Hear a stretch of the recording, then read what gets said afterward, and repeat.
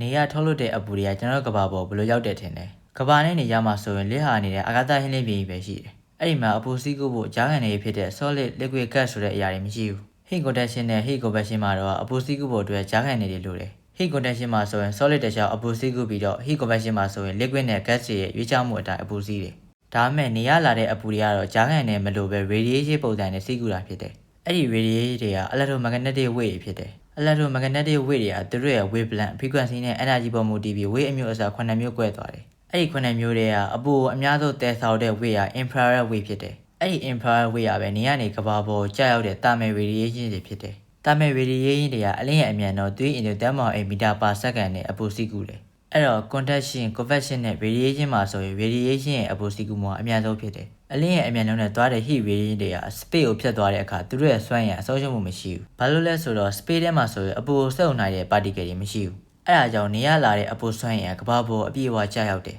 ဒါပေမဲ့ကမ္ဘာလေထုနဲ့အိုဇုံးအလွှာတွေရဲ့စုပ်ယူမှုဖြန့်ကျက်မှုကြောင့်ကမ္ဘာမြေပေါ်ကျရောက်တဲ့အပူစွမ်းရည်ကကျဆင်းသွားတာပဲဖြစ်တယ်အပူချိန်0 Kelvin များတဲ့ပဲရမှာဆို heat radiation ကိုထုတ်လွှတ်နိုင်တယ်0 Kelvin မှာဆိုရင်အတန်တွေအားလုံးကတည်ငြိမ်နေတဲ့အတွက်အရွေ့စွမ်းရည် kinetic energy မရှိဘူးအဲ့တော့အပူစွမ်းရည်လည်းမဖြစ်ပေါ်တဲ့အတွက် radiation မထုတ်လွှတ်နိုင်တာဖြစ်တယ်အရာဝတ္ထုတစ်ခုက radiation ထုတ်လွှတ်တဲ့အခါအဲ့ဒီအရာဝတ္ထုရဲ့မျက်နှာပြင်တွေကပဲ radiation ထုတ်လွှတ်နိုင်တာဖြစ်တယ်ဘာလို့လဲဆိုတော့အရာဝတ္ထုရဲ့အတွင်းမှာရှိတဲ့အပူတွေကမျက်နှာပြင်ရောက်ဖို့အတွက်အတန်တစ်ခုနဲ့တစ်ခုဖြတ်ပြီး heat conduction နဲ့စီးကူးရတယ်အဲ့ဒီအပူတွေကမျက်နှာပြင်ရောက်မှပဲ radiation အနေနဲ့စီးကူးသွားတယ်ထို့အတူအဲ့ဒီအရာဝတ္ထုပေါ်ကျရောက်တဲ့ radiation တွေကိုပဲမျက်နှာပြင်ရပဲစုပ်ယူပြီးတော့အပူတွေကိုအရာဝတ္ထုရဲ့အတွင်းဘက်ကိုပို့ဆောင်ပေးတယ်အရာဝတ္ထုတစ်ခုကအပူထုတ်လွှတ်မှုကောင်းရင်အပူစုပ်ယူမှုကလည်းကောင်းတယ်ဥပမာအမဲရောက်ရှိတဲ့အရာတွေကတခြားအယောင်ဖြော့တဲ့အရာတွေတဲ့အပူစုပ်ယူမှုပိုပြီးကောင်းတယ်ဘာဖြစ်လို့လဲဆိုတော့မဲနေတဲ့အရာပေါ်အလင်းကျရောက်တဲ့အခါအလင်းပြန်ဖို့ခက်တယ်